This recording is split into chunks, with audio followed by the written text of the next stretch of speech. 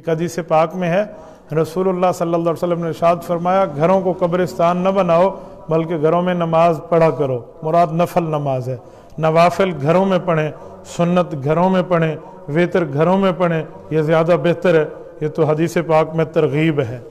इस हदीस पाक की कई शरह हज़रात हमारे मुहद्दिसीन ने लिखी हैं, उनमें एक दो बातें मैं आपकी खिदमत में अर्ज़ करता हूँ। जब बंदा घर में नमाज पढ़ता है ना, नफल नमाज, उसके कई फ़ायदे हैं। एक फ़ायदा तो ये है कि रियाकारी से बच गया। लोगों ने कहा जी इशराक है, चाश्त है, अवाबीन है, तहज्जुद है, मसीते आके पर्दा खड़ोता है, रियाकारी से बच गया।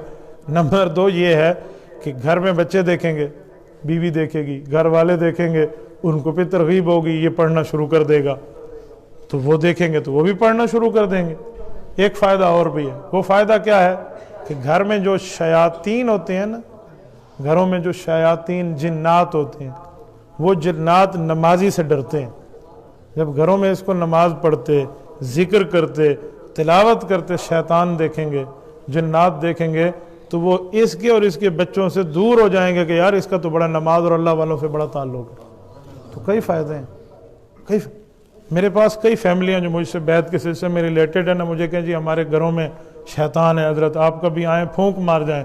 मैंने कहा जी एक फूंक मारने से काम नहीं बनता, मुकम्मल फूंक मारने वाले बनो।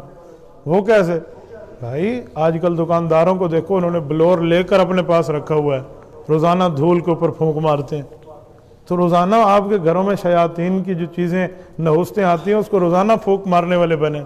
अजी कैसे बने? घरों में खुद नवाफिल शुरू कर दो, घरों में खुद ज़िक्र अज़कार की महफिलें शुरू कर दो, घरों में तिलावत की महफिलें शुरू कर दें, तो इंशाअल्लाह ताला शयातीन भागेंगे। तो मैं उन्हें भी यही समझाता हूँ कि आप अपने घरों के मामलात को देखें। तो क्यों? जब शैतान देखेगा ना, ये नमाजी बन गया है, ये तो पगड़ी वाला बन गया है, ये तो सुन्नत के मुताबिक लिबास वाला बन गया है, ये तो सर ढांकने वाला बन गया है, अल्लाह वालों के साथ इसका ताल्लुक बन गया, तो वो डर जाएगा। ये है वकूनु मास सादिकीन, सच्चों के साथ मिल जाओ। जब बंदा सच्चों के साथ मिलेगा तो ये तमाम सहूलतें, तमाम फजीलतें भी उसको हासिल हो जाएंगी।